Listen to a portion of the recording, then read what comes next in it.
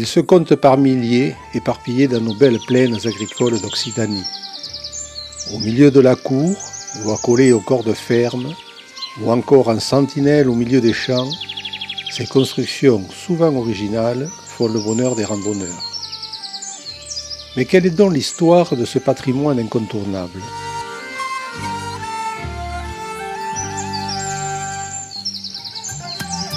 Le pigeon, dont l'ancêtre sauvage est le biset, fut introduit en Gaule par les Romains.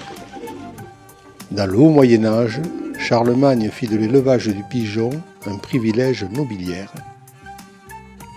Ainsi, la possession d'un pigeonnier, ayant des nichoirs appelés boulins de haut en bas, était un privilège du seigneur haut justicier. Pour les autres, nobles ou non, la possession d'un pigeonnier était assujettie à la taille des propriétés. Au moins 50 arpents, soit 25 hectares de terre labourable, donnaient droit à un pigeonnier dont le nombre de boulins était proportionnel à la surface des terres. Il en existe donc de très simples, accueillant peu de volatiles, et de très luxueux et imposants, souvent dotés d'une architecture remarquable.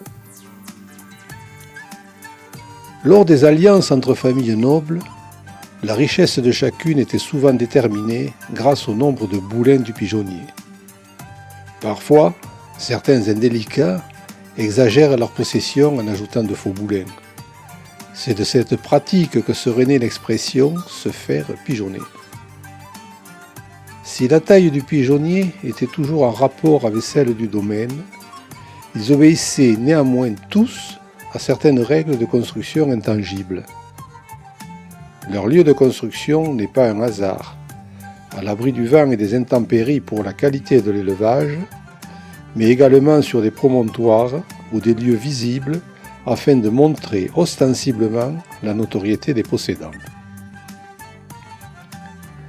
L'agencement interne doit permettre la récupération des pigeonneaux, fort appréciés pour leur viande, et de la fiente, appelée colombine, très recherchée pour la fertilisation des cultures. Ces sources de revenus étaient si importantes qu'elles figuraient parfois sur les contrats de mariage, de métayage et dans les actes de succession. Malgré ces règles communes, l'architecture des pigeonniers est extrêmement variée, autant dans les formes que dans les matériaux.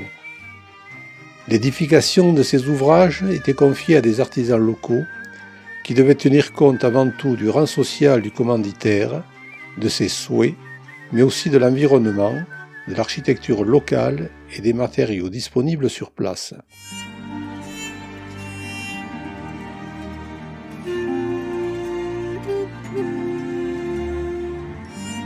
À la Révolution, après l'abolition des privilèges, le pigeonnier devient le symbole dans le monde rural de la fin des droits de la noblesse. Leur construction se démocratise. Tout un chacun peut disposer des richesses qu'il dispense. Moins imposants, mais tout aussi esthétiques et variés, ils fleurissent partout dans nos campagnes.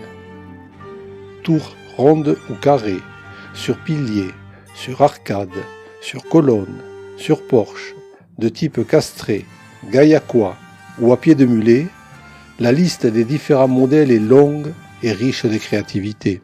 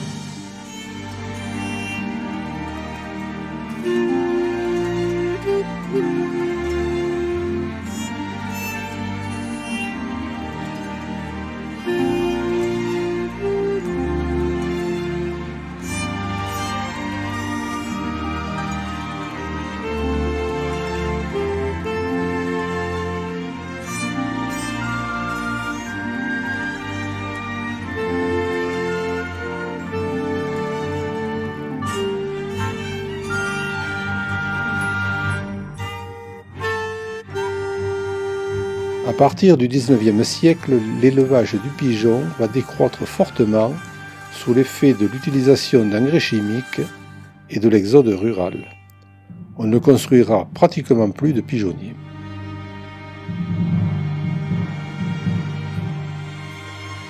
De nos jours, si certains, restaurés de fort belle manière, ont trouvé une deuxième vie, souvent transformée en gîte, beaucoup restent à l'abandon ou dans un état de délabrement avancé.